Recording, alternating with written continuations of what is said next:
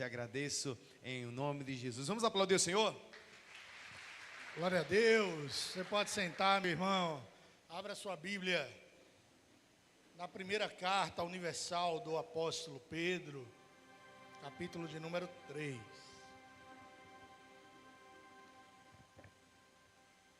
Primeira de Pedro 3, a partir do verso 8 até o 18.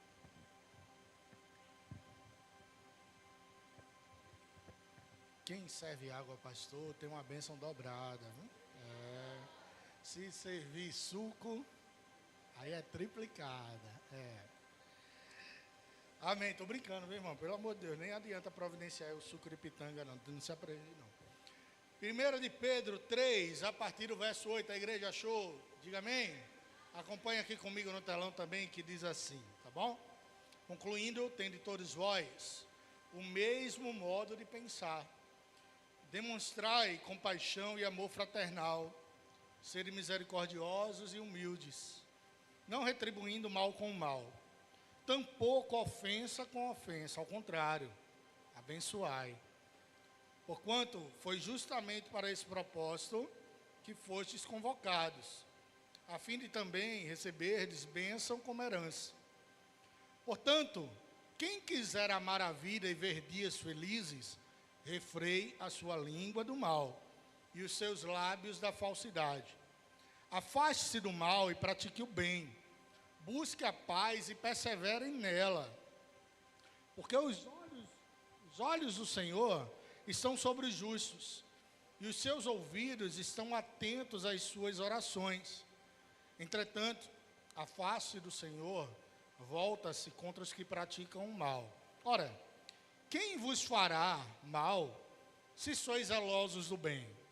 Todavia, ainda que venhais a sofrer, porque viveis em injustiça, sereis felizes. Diga amém.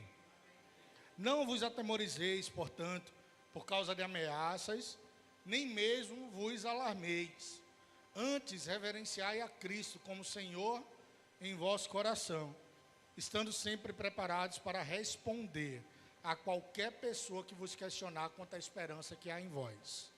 Contudo, fazei isso com humildade e respeito, conservando boa consciência, de tal maneira que os que falam com malignidade contra o vosso comportamento, pelo fato de viverdes em Cristo, fiquem envergonhados de suas próprias calúnias, porque é melhor sofrer por praticar o bem, se for da vontade de Deus, do que por fazer o mal. Verso 18.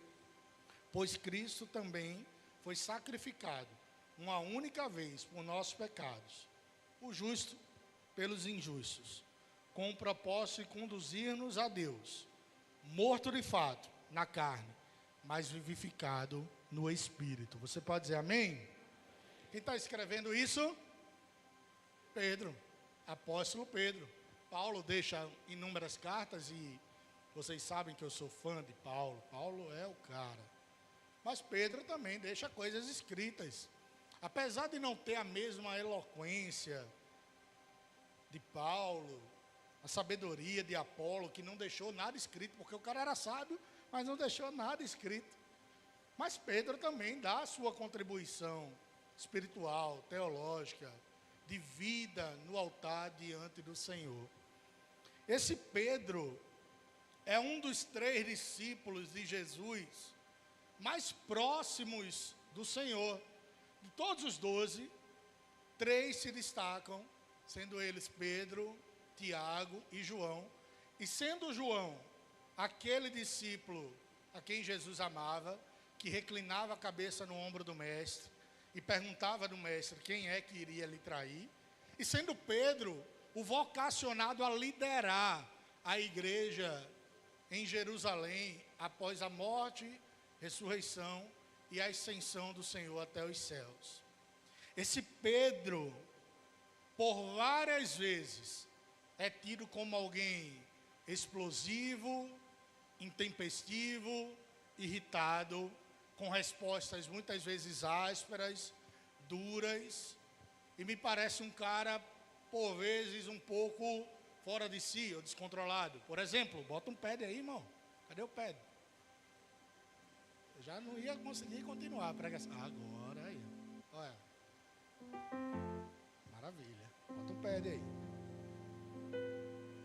Esse cara é o que, diante dos chacais chegarem até Jesus para o levar preso para o seu martírio na quinta-feira, sua morte na sexta-feira, ele olha um dos servos do sumo sacerdote, por nome Malco, retira a sua espada da bainha e fere Malco na sua orelha.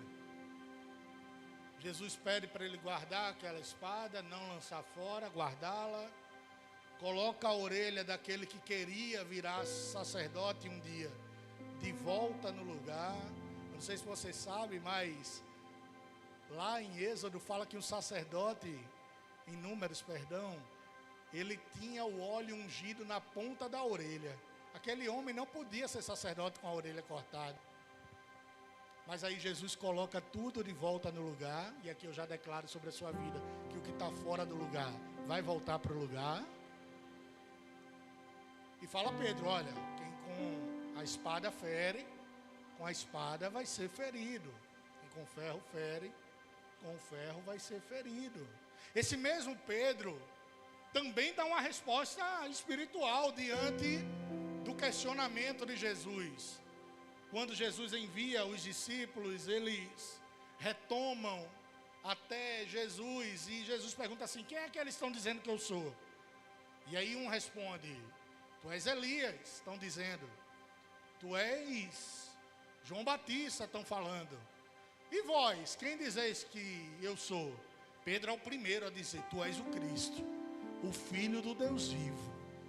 E aí Jesus olha para Pedro e, Pedro, abençoado és, porque quem te revelou não foi carne nem sangue, mas foi o Espírito.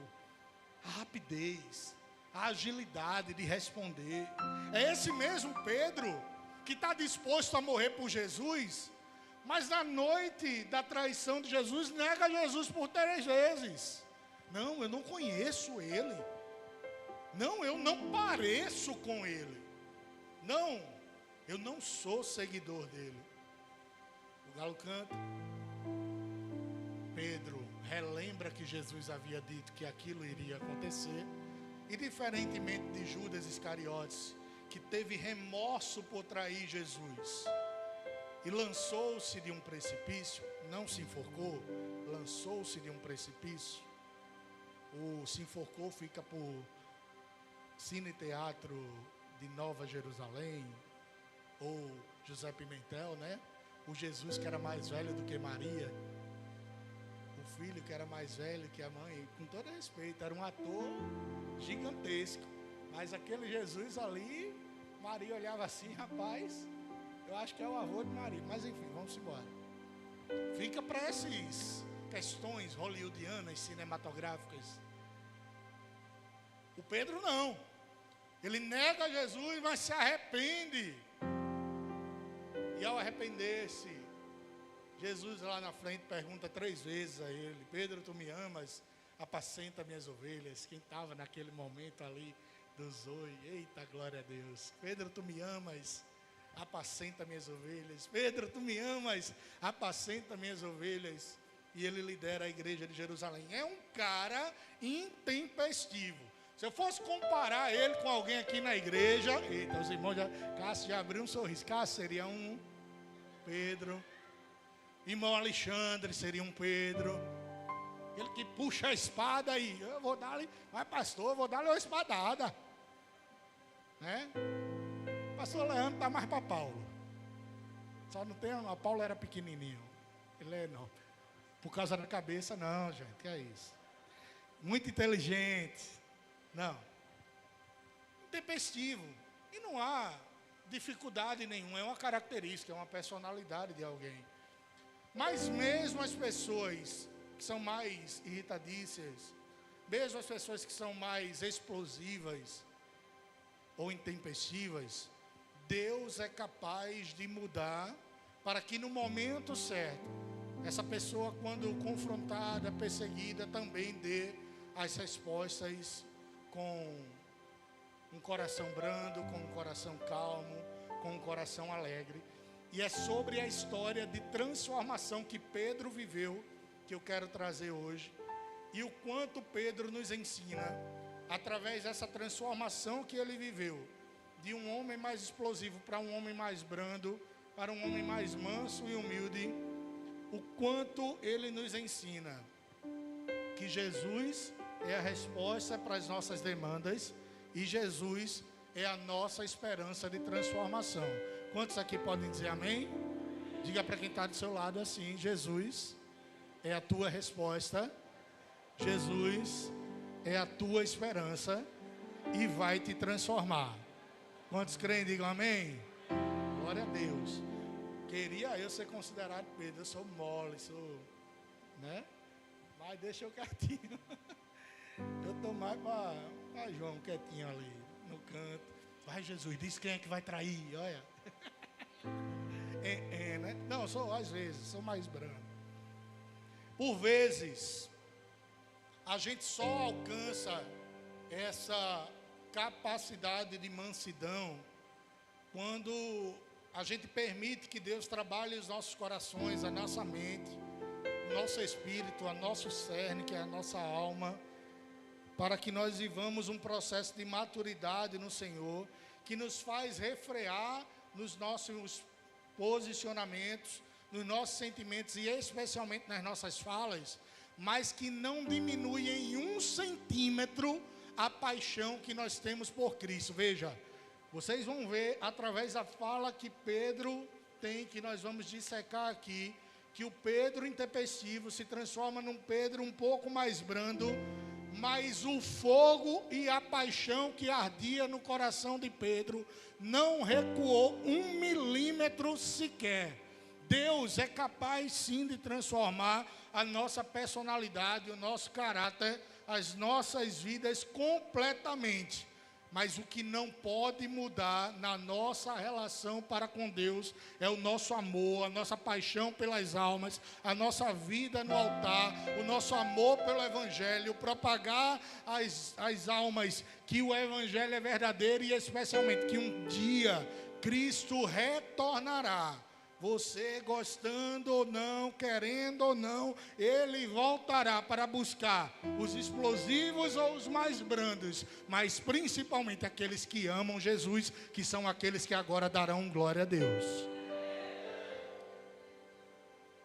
Versículo 8 e versículo 9, Pedro inicia dizendo assim, inicia concluindo, é porque ele já falou sobre a relação marido e mulher anteriormente. Concluindo, parece que ele usa a relação marido e mulher para falar sobre mansidão. Aí ele fala assim: concluindo, tendes todos vós o mesmo modo de pensar, demonstrai compaixão e amor fraternal, sede misericordiosos e humildes, não retribuindo o mal com mal. Parece Pedro que está falando, o cara que torou a orelha de um outro. Não retribuindo o mal com mal, tampouco ofensa com ofensa, ao contrário, abençoai. Porquanto foi justamente para esse propósito que fostes convocados, a fim de também receberdes a bênção como herança. O ex-explosivo, o ex-irritadício, chateado, de respostas ásperas, agora está dizendo assim: opa, tende o mesmo modo de pensar. Primeiro, o que é isso? A igreja de Cristo precisa viver em unidade. Você pode dizer amém? E unidade é diferente de unicidade. Unidade é o que está descrito na Bíblia assim: há um só Deus, há um só batismo, há uma só igreja. E eu creio que quem vai subir é a igreja do Senhor. Não vai subir a Assembleia de Deus, não vai subir a Cristotema, não vai subir a Presbiteriana, vai subir a igreja unida, lavada e remida pelo sangue de Jesus. Unicidade é quando a gente ouve a voz de um soberano. E esse soberano não é Deus. Alguém que toma o lugar de cabeça e impõe a sua vontade, suas ideias, seus conceitos, para que as pessoas sigam sem nenhum tipo de contraponto. É quase que uma ditadura. E Pedro está dizendo assim, ó: mesmo havendo diversidade entre vós, diversidade no sentido de conceitos humanos diferentes, porque aqui os nossos usos e costumes são diferentes de uma Assembleia de Deus. Os nossos usos e costumes e até a teologia são diferentes de uma presbiteriana. Mas o Pai é o mesmo, o Filho que nos lavou é o mesmo, o batismo que nos remiu e sepultou o velho homem é o mesmo. Aí uns dizem que por aspersão, outros que por imersão, mas o que importa é que a gente nasça de novo em Cristo Jesus. E Pedro está dizendo isso: tenham o mesmo modo de pensar, vivam em unidade, porque só existe um cabeça, o nome dele é Cristo, e aqui estão os membros, e quando um dedão do pé sente, todo o resto dos membros devem sentir. Meus irmãos, deixa eu falar uma coisa para você. Se os escândalos que alcançam as igrejas no Brasil não nos incomodar, tem algo errado, precisa doer em nós. Quando um pastor peca, quando o pastor cai, quando a liderança é devassa, prostituída, porque ali existem homens e mulheres que ouviram a palavra de Deus,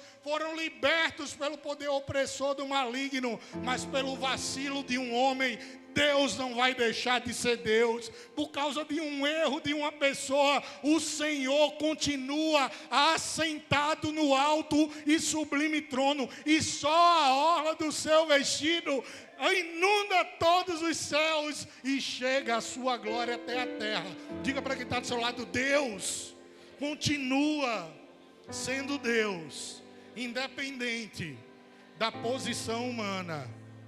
Agora só vai glorificar a Deus aqueles que se posicionaram como servos verdadeiros do verdadeiro evangelho de Jesus, o verdadeiro que cura, liberta e requer renúncia, porque a gente não vai ser conivente com o pecado. Se tiver errado, a gente vai apontar, e essa igreja é assim. Mas se tiver correto, a gente vai glorificar o nome do Senhor. E aqui flui águas que vêm diretamente do poço que não tem fim, a Bíblia Sagrada. Aí Pedro diz assim: tem o mesmo modo de pensar, demonstrem compaixão e amor entre os irmãos, sede misericordiosos. Nem está aparecendo Pedro, isso é outro cara aqui. Isso é Peter que está falando. Sejam humildes. E ainda diz assim: não retribuam o mal com o mal, ou até mesmo uma ofensa com outra ofensa. Meu amigo, Pedro aprendeu na escolinha de Jesus.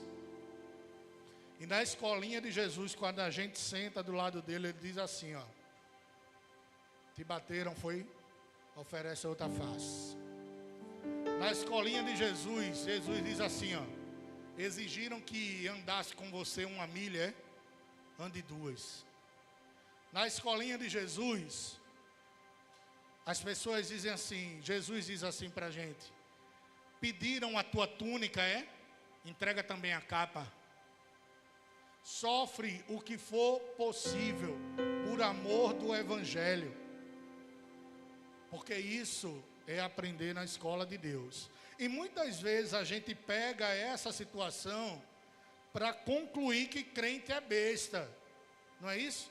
Só que eu preciso dizer que crente não deve ser otário. Me perdoe a expressão, meu irmão. Se você é um crente bobinho, isso cai por terra hoje, em nome de Jesus. Sim, se nos ofenderem por causa de Cristo, a gente vai continuar glorificando o nome de Jesus. Mas se alguém vier nos caluniar, difamar, levantar falso contra nós, existe uma coisa chamada direito civil e criminal, que a gente pode usar em nosso favor, porque crente não é otário. Diga para quem está do seu lado: não seja um crente bobinho, ou besta, ou enganado. Abra seu olho. Amém? Tudo isso, oferecer a outra face, andar mais uma milha, entregar até mesmo a capa junto com a túnica, não é ser bobo, não é ser besta. Isso daí é cumprir a ordenança de Deus. Mas em determinada situação que vierem nos enganar, levantar um falso, ou nos golpear no sentido de golpe mesmo, financeiro, a gente não vai aceitar isso em nome de Jesus. Eita, rapaz, mas do outro lado da linha tem um cara dizendo que estão sequestrando minha filha aqui. A menina até gritou lá dentro, se liga, é golpe. Não seja bobinho. Eita, rapaz, eu sou crente, eu devo dar realmente o Pix para o cara e os dados. Pai, não seja bobo. Não seja bobinho. Deus não quer isso de você. E ele completa ainda dizendo assim, ó. Porquanto foi justamente para esse propósito. Que propósito? De abençoar, ao invés de pagar o mal com o mal, que fostes convocados, a fim de também receberes a bênção como herança. Diga para quem está do seu lado assim: eu posso abençoar a sua vida agora. Lança uma palavra de bênção sobre a vida do teu irmão aí agora. Foi para isso que você foi chamado. Foi com esse propósito que Deus chamou a sua vida. Lançar uma palavra de bênção, de paz, de prosperidade, de unção, de misericórdia, de graça, continuamente sobre a vida das pessoas. E eu declaro que amanhã, quando você chegar no seu trabalho, você vai abençoar as pessoas. E eu declaro que quando você chegar na sua faculdade, ou onde você estiver, você vai dizer: olha, toda ofensa aqui está repreendida. Eu abençoo a sua vida com toda a sorte de bênçãos espirituais nos lugares celestiais em Cristo Jesus. Verso 10 e 11 diz assim: portanto, quem quiser amar a vida e ver dias felizes, refreie a sua língua do mal e os seus lábios da falsidade. Afaste-se do mal, pratique o bem, busque a paz e nela persevere. Escuta só o que é que o apóstolo cortador de orelha está falando agora. Quem quiser amar a sua vida e ter e ver dias mais felizes, tem uma condição: refrear sua língua do mal, afastar os seus lábios da falsidade, afastar-se do mal. E não só isso, porque afastar-se do mal é pouco. A gente precisa praticar o bem e buscar a paz e nela perseverar. Abra aí, minha irmã, Tiago 1:26. Em Tiago 1:26 a palavra diz assim: se alguém se considera religioso, se alguém se considera espiritual demais, se alguém se considera muito próximo de Deus, ligado, porque religião é religar a Deus, mas não refreia a sua língua, está enganando a si mesmo. Sua espiritualidade não tem valor algum. Tiago, irmão de Jesus, está dizendo assim: olha, não adianta nada vir na igreja primeiro domingo, no primeiro culto do domingo, no segundo culto do domingo, na quinta do clamor, cada dia da semana, visitar um PG, fazer parte de 8 ministérios, se você tem a língua ferina. E me desculpe falar a verdade, mas eu não vim para enganá-lo. Se tem um lugar onde existe línguas ferinas, são nas igrejas. E ele está dando aqui a condição, Pedro, que se você amar a sua vida e quer ver dias felizes, quem aqui quer ver dias felizes? Eu declaro muitos dias felizes sobre nossas vidas, meus irmãos. Refreie a sua língua.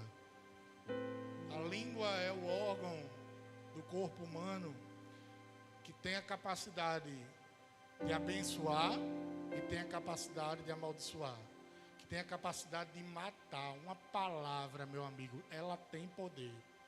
O senhor já deve ter ouvido, né, pastor Cássio? Palavras que feriram de morte, palavras. Não precisa ser uma atitude. Não precisa ser uma apunhalada. Não precisa ser um tiro. Uma palavra mal colocada. Porque a língua não estava refreada. Efésios 4, 25. Afastar-se da falsidade. A Bíblia diz que, portanto, cada um de vós deve abandonar a mentira. Diga amém. Falar a verdade ao seu próximo, pois todos somos membros de um mesmo corpo, o corpo de Cristo. Eu quero declarar sobre essa igreja que o pai da mentira não tem vez. O pai da mentira é o diabo, ele está repreendido, neutralizado, amarrado no nome poderoso que há em Jesus. Se no teu cérebro e na tua língua havia mentira, a partir de hoje só tem verdade, ainda que essa verdade doa. E principalmente, a maior de todas as verdades, Jesus Cristo. Eu sou o caminho, a verdade e a vida. É essa verdade que está na tua boca. Toda vez que o evangelista João fala da palavra verdade, ele escreve com V maiúsculo. Ele está falando, não é de um conceito, ele está falando de uma pessoa. Conhecereis a verdade, Jesus, e ele vos libertará. Eu sou, escrevendo João, as falas de Jesus, o caminho, a verdade e a vida. E ninguém vem ao Pai, a não ser por mim. Toda vez que se fala a verdade, está falando de Jesus. E nessa igreja, eu glorifico ao nome do Senhor, pelo olhar no olho, pelo falar a verdade. Ainda que essa verdade seja dura. Agora, alto lá, existem formas adequadas de falar a verdade. Mas tu é um cara safado, desculpa aí, irmão. Aí é complicado, meu irmão. Se você tem intimidade, né, pastor? Aí você já tem uma intimidade maior, já sabe até onde pode ir. Tinha uns 2, 3 amigos que eram um pouco mais próximos. Rapaz, tá esculhambado o negócio, né, irmão? Aí a gente já chega um pouco mais firme, né? Mas há modos de se falar a verdade sem precisar enfeitar demais o pavão, né? Também, não precisa também de muito arrudeio. Eu não sou bom nisso, viu? Eu geralmente, para conversar um olho no olho da pessoa, eu dou uma volta em Surubim, Petrolina, para chegar onde é que eu quero, mas eu chego na verdade, né? Chego no fato que está incomodando, enfim. Coloca aí Provérbios 3, 27, minha irmã, por favor. Ele não falou de refrear a língua, falar a verdade. Agora Provérbios 3, 27 e 28 diz assim: sempre que possível, não deixes de cooperar com quem precisa de ajuda. Não respondas simplesmente ao teu próximo. Vai, volta amanhã, eu te darei algo, se tens disponível agora e podes ajudar. Nessa igreja, a gente não só não pratica o mal, diga amém. A gente faz o bem. Porque existe uma diferença muito grande em quem não pratica o mal e fazer o bem. Se alguém está precisando nessa igreja hoje, estou falando agora, aqui na nave do templo, de uma cesta básica, procure um de nós. Porque a igreja vai se posicionar para ajudar a sua vida. Esse é o papel da igreja. O que eu não posso é ouvir o meu irmão falando de uma demanda e ele dizer assim para ele: vamos orar. Sim, ele precisa de oração, mas ele precisa ser nutrido e alimentado. Isso não é tratar os irmãos com esmolas, isso é tratar com compaixão. Jesus, movido de íntima compaixão, viu que aquelas 20.000 pessoas estavam padecendo de fome. O que é que vocês têm? 5 pães e 2 peixes. É o suficiente para o milagre acontecer. Você pode dar um glória a Deus? Deus vai usar o pouco de muitos aqui para abençoar a vida de tantos outros. Vidas que a gente nem vai alcançar com a vista, serão abençoadas pela prática do bem. Versículo agora de Efésios 4, 31 ao 32. Refrear a língua, afastar-se da falsidade, praticar o bem. toda amargura, largar o mal, cólera, ira, gritaria, blasfêmia, sejam eliminados. Dê um glória a Deus, meu irmão. Do meio de vós, bem como toda a maldade. Verso 32.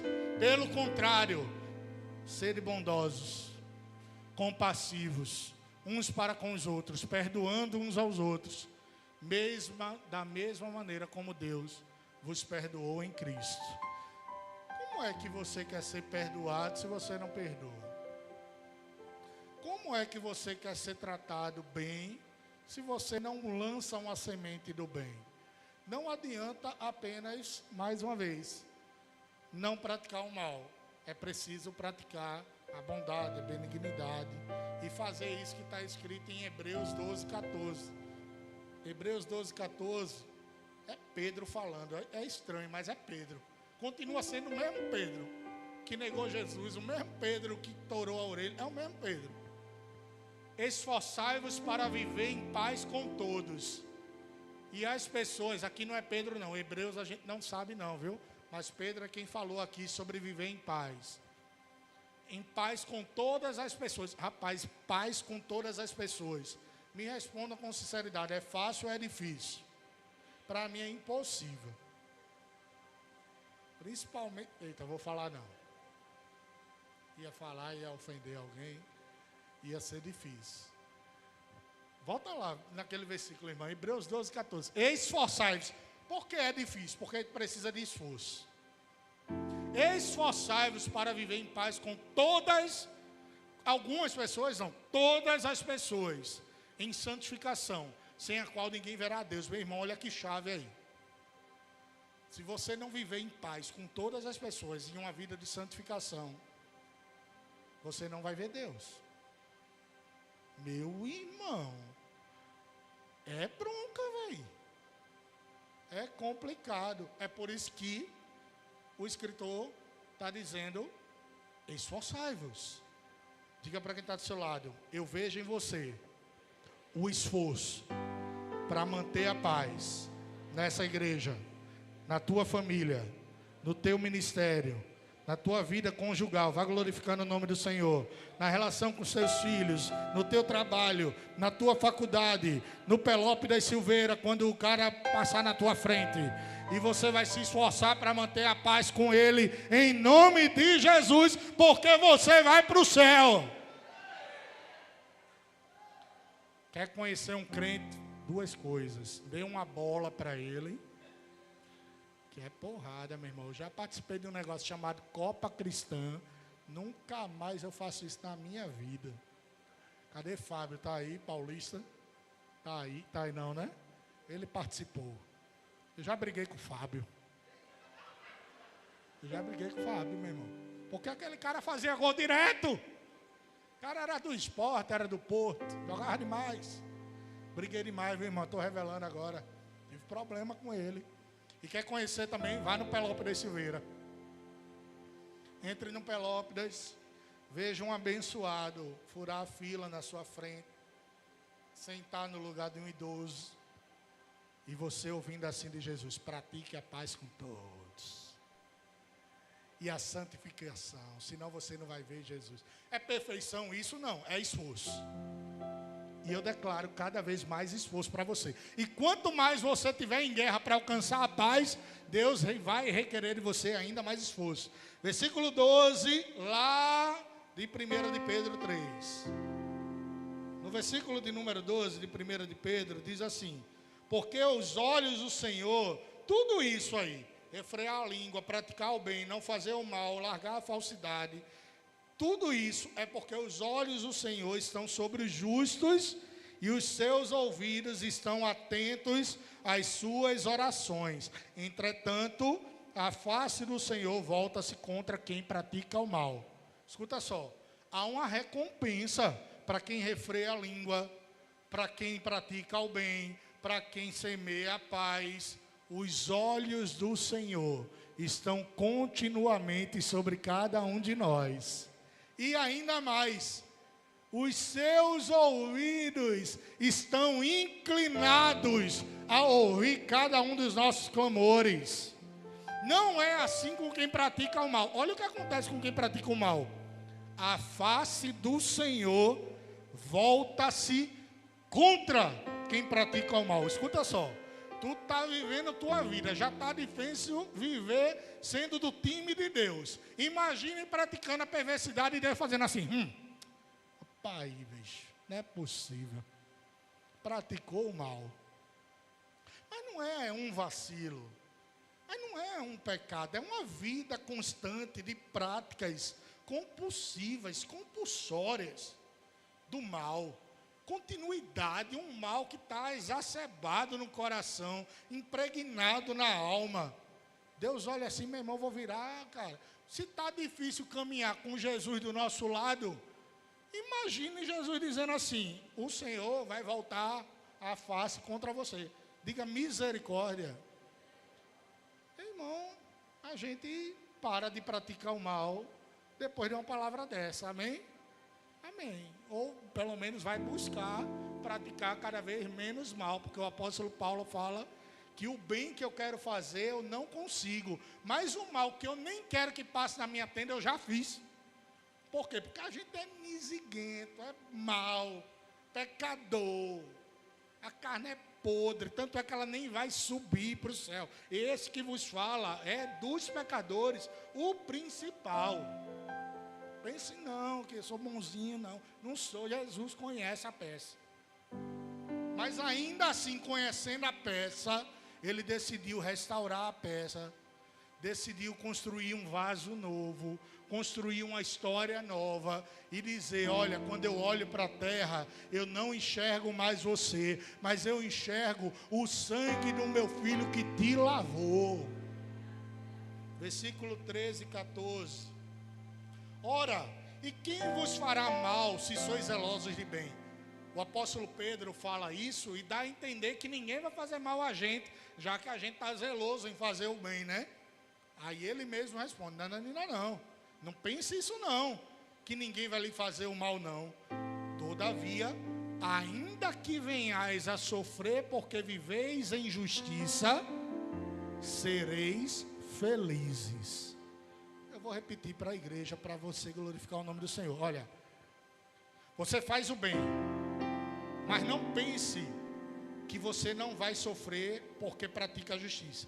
Todavia, ainda que alguém pratique uma injustiça com você, sereis felizes. Apóstolo Paulo escrevendo aos Filipenses de dentro de uma prisão, açoitado e preso por um julgamento completamente atravessado. Diz assim: alegrai-vos no Senhor. Outra vez eu digo, alegrai-vos no Senhor. A injustiça vai vir, a perseguição vai vir, o flagelo, a aflição, a luta, a depressão, mas todos eles não nos impedirá de vivermos a felicidade plena pelo qual Deus está nos preparando para viver na Nova Jerusalém. Versículo de número 10 e 12 ao 12 de Mateus 5. Vê se Pedro não aprendeu com a escolinha de Jesus e está repetindo o que Jesus falou. Mateus 5, 10 ao 12. Bem-aventurados, o que significa bem-aventurado? Feliz. Pedro falou agorinha. Pedro disse assim, olha: todavia, ainda que venhais a sofrer injustiça, sereis felizes. Jesus: feliz ou felizes os que sofrem perseguição por causa da justiça, porque deles é o reino dos céus. Próximo versículo: feliz sois vós quando vos insultarem e perseguirem, e mentindo disserem todo mal contra vós por minha causa. Agora escuta só, foi por minha causa, Jesus. Não foi por causa de Lula, não foi por causa de Bolsonaro que lhe feriram. Feliz se lhe ferirem não é porque falou do esporte, ou se lhe ferirem porque disseram, eita, o Santa Cruz está na série D, estou machucado. Não, felizes se vos insultarem e perseguirem por causa de mim. Próximo versículo. Exultai e alegrai sobremaneira, pois esplêndida é a vossa recompensa nos céus, porque assim perseguiram Isaías, perseguiram Daniel, perseguiram Sadraque, Mesaque, Abdenego, perseguiram Moisés, que viveram antes de vós, e você não é a última Coca-Cola do deserto. Jesus foi perseguido, por que você não vai ser? O evangelho de hoje é só prosperar. É só bênção, só bom, é bondade. A bondade me seguirá, é maravilhoso, eu creio. É um versículo bíblico. Mas não é só bondade, tem perseguição, tem luta, tem dificuldade, tem renúncia. E tem uma recompensa esplêndida. Diga para quem está do seu lado: existe uma recompensa sobre sua vida. E ela é esplêndida. Você sabe definir esplêndida? Meu irmão, é um negócio exponencial. É um negócio maravilhoso. Sabe qual é a recompensa que aguarda aqueles que são felizes porque são perseguidos por causa de Jesus?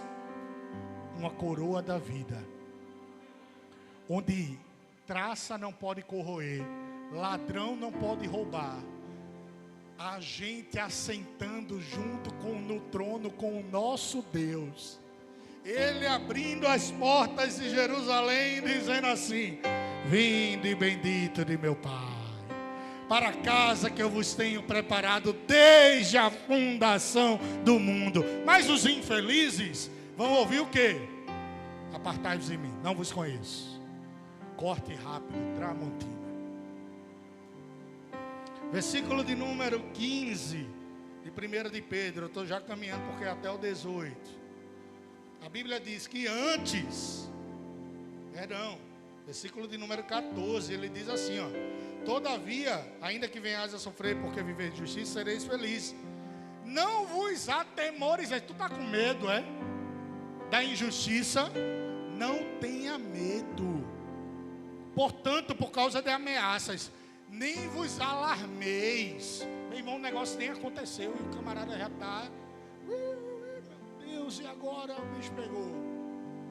Não vos alarmeis. Se estão sendo injustos com você por causa de Jesus, Ele tem uma recompensa esplêndida. Versículo 15, antes: reverenciai a Cristo como Senhor em vosso coração, estando sempre preparados para responder a qualquer pessoa que vos questionar quanto à esperança que há em vós. Esse versículo foi o que ardeu em meu coração para a gente trazer essa palavra, que tem por tema: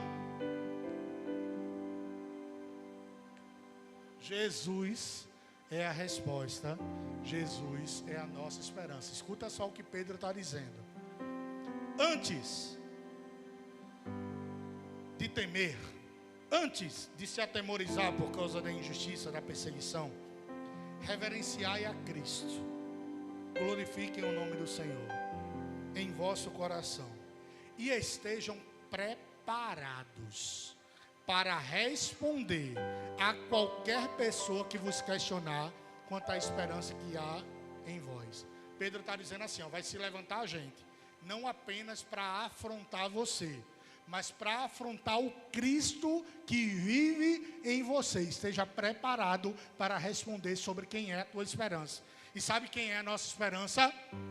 Coloca aí, Colossenses 1, 27.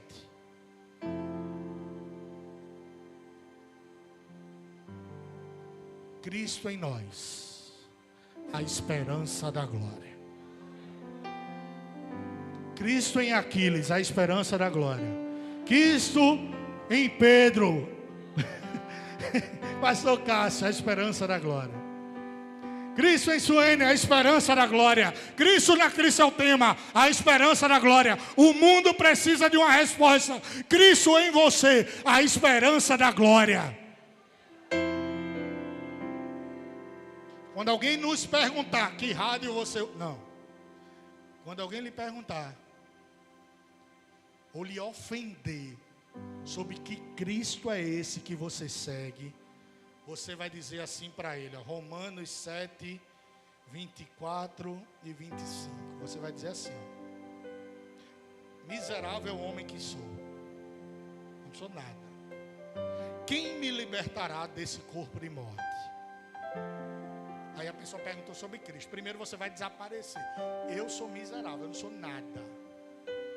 Mas graças a Deus, por meio de Jesus Cristo, nosso Senhor, que agora vivo na lei de Deus e não mais na lei do pecado.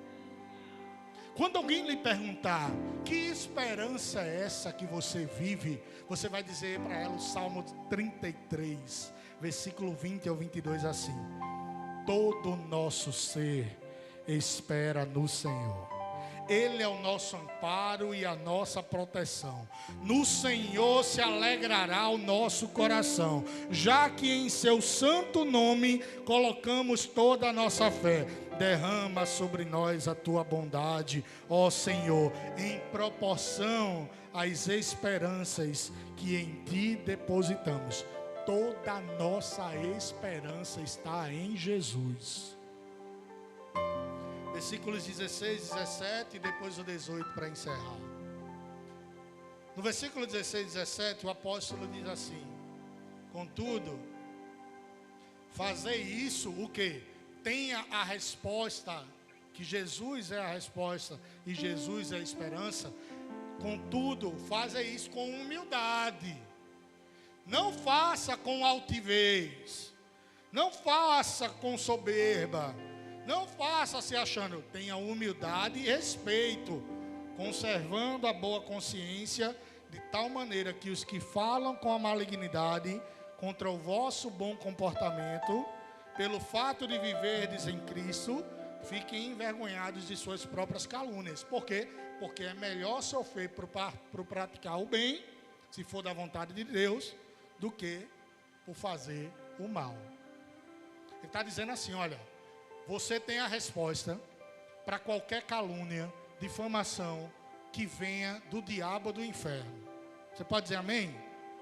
Mas essa resposta a gente vai dar com humildade no coração, sabendo que não somos nada.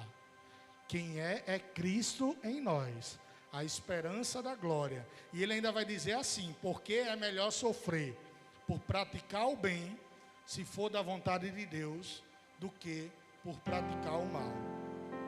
Eu declaro sobre a vida dessa igreja que qualquer calúnia que venha do inferno não é maior do que a vida de santidade que as pessoas aqui vivem.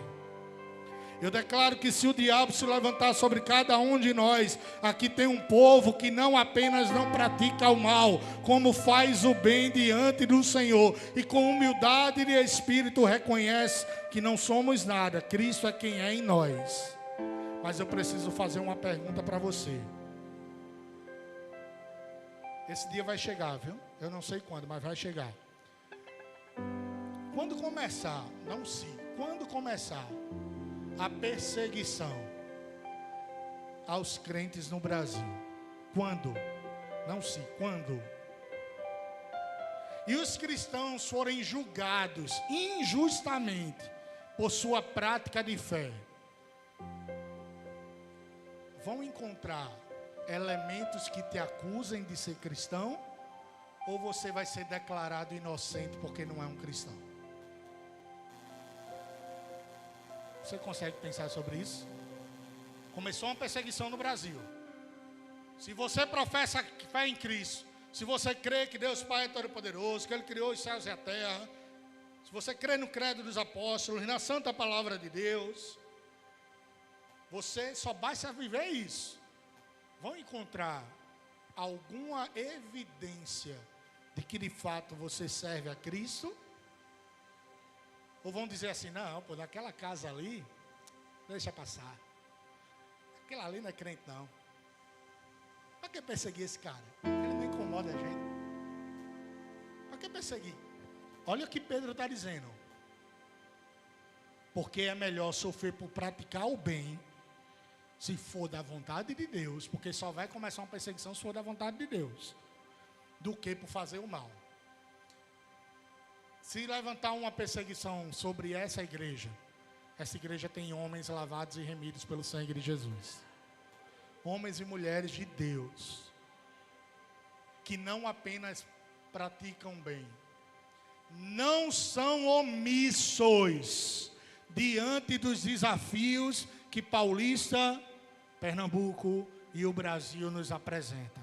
Não são omissos diante dos desafios que cada vida que vem até esse altar entrega a sua vida a Jesus apresenta. Nós nos posicionamos, e se começar uma grande perseguição, a gente vai estar preso igual o apóstolo Paulo, e dizendo assim: alegrai-vos o Senhor. Outra vez eu digo: alegrai-vos, porque mesmo no cárcere Jesus está conosco. Verso 18 para terminar.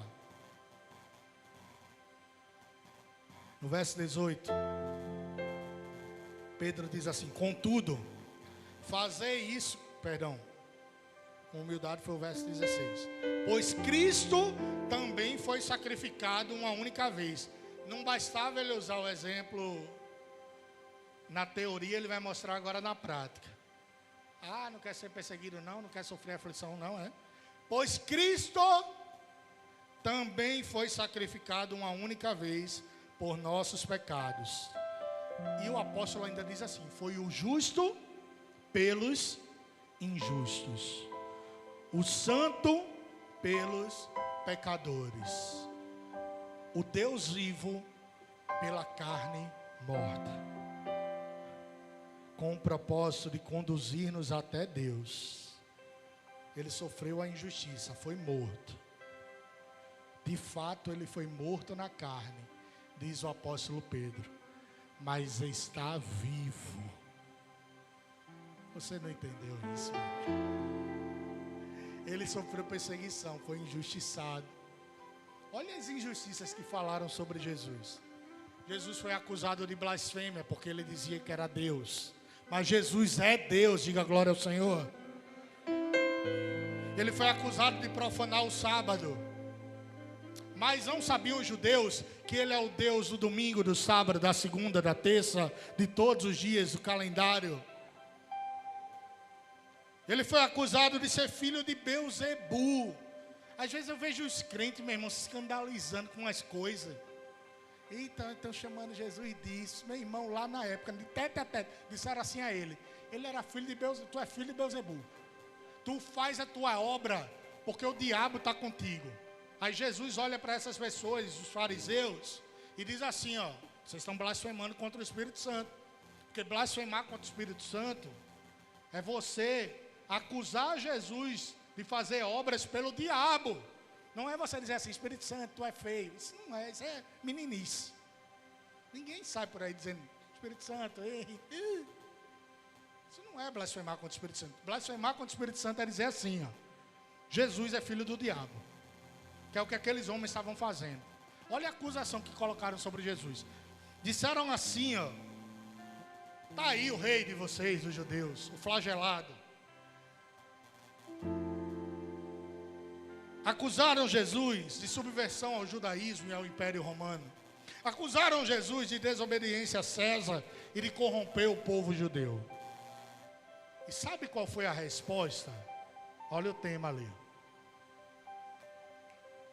O tema: Jesus é a resposta e Jesus é a esperança. Sabe qual foi a resposta de Jesus diante desses acusadores, diante dos seus chacais, dos seus algozes?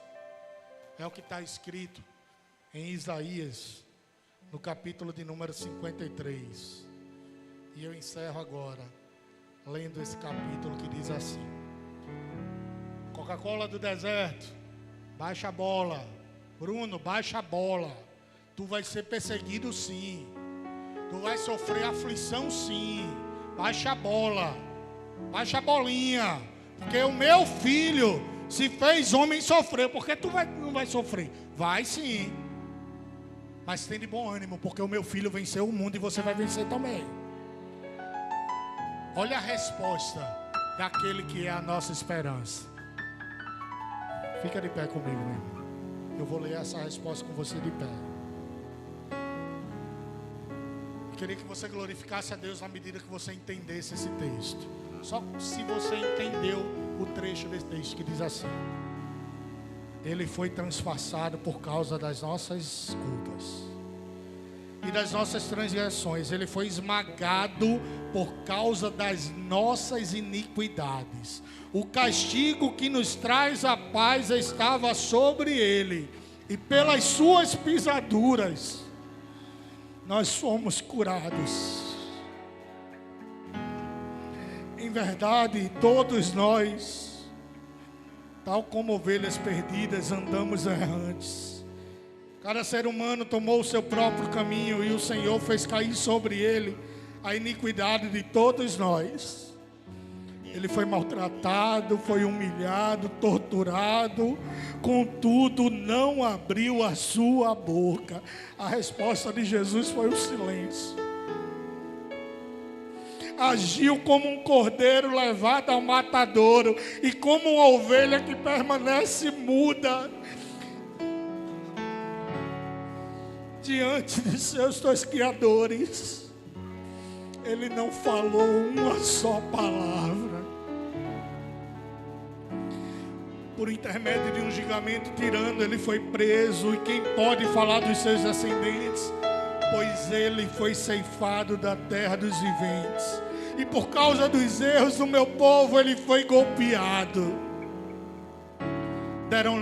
Deram-lhe uma sepultura com os ímpios. Ele ficou com o rico na sua morte, embora jamais tivesse cometido injustiça, nem houvesse qualquer engano ou inverdade em sua boca. Contudo, foi o propósito de Deus torturá-lo e fazê-lo passar por toda a dor. E embora o Senhor o tenha feito como oferta pelo pecado da humanidade, Ele verá a sua posteridade, prolongará os seus dias para sempre, e a vontade do Senhor prosperará em suas mãos. E logo depois do sofrimento, Ele contemplará o resultado da sua obra e o empenho da sua alma. Ele ficará satisfeito mediante a sua sabedoria. O meu servo, o justo que deu a vida pelos injustos, justificará muitos e tomará sobre si mesmos as mais obras dos seres humanos. E por esse motivo eu lhe darei uma porção generosa entre os grandes, e ele dividirá os despojos entre as multidões, porquanto ele derramou a sua própria vida até a morte e foi contado entre os criminosos. Portanto, ele levou sobre si o pecado de muitos e pelas suas transgressões intercedeu.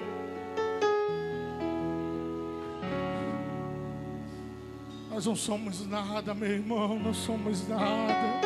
Mas em Jesus nós somos filhos de Deus. Mas em Cristo nós somos herdeiros dele, co-herdeiro de Deus. Diante das injustiças, a opção dele foi o silêncio. E era o silêncio porque foi por você. E você, eu não estou aqui para lhe enganar, passará por aflições, mas nenhuma delas vai se comparar com o Calvário. Nenhuma delas vai se comparar com a cruz. Mas a cruz está vazia por mim e por você. Mas o sepulcro está vazio por mim e por você. E o trono está ocupado por mim e por você. Jesus é a única resposta possível para nós. Venha, Jesus. Tu és a nossa esperança, Pai.